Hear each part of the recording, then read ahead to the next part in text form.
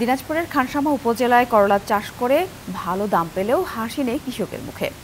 তীব্র তাপপ্রবাহ ও পর্যাপ্ত পানির অভাবে মরে যাচ্ছে করলা গাছ, নষ্ট হয়ে ঝরে পড়ছে করলা। ফলে বাজারে চাহিদা ও দাম থাকলেও যথেষ্ট ফলন না পাওয়ায় লোকসানের আশঙ্কায় কৃষক।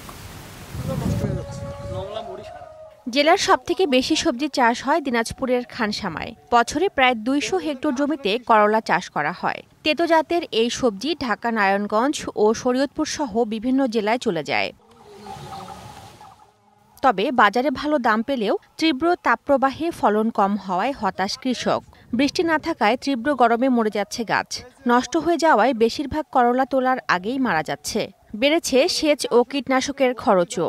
গরমে তো গাছের অবস্থা খারাপ, গাছ টিকতেছে না আবহাওয়ার কারণে। আবহাওয়ার তাপমাত্রা অনেক বেশি। প্রতিদিন মানুষ এই করলা বাড়িতে ওষুধ স্প্রে, সার, পানি দিতেছে, কিন্তু দিয়ে কুলাইতেছে না। ওয়ালটন ফ্রিজ কিনে অনেকের মতো আপনিও হয়ে যেতে পারেন মিলেনিয়াল। সেরা পণ্যের সেরা অফার। পোষায় না তাদের, খরচ বেশি, ব্যয় বেশি, সারের দাম, সব কৃষকের দাম বেশি, সব কিছুর দাম বেশি।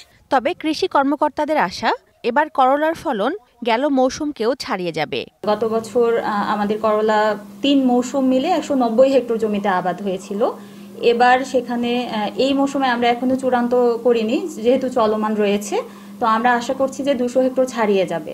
তেতো ও ছোট জাতের করলা চাষ করে প্রতি বছরই ভালো দাম পান খানসামার চাষিরা। এবার কাঙ্ক্ষিত ফলন না হলে লোকসান গুনতে হবে কৃষকদের।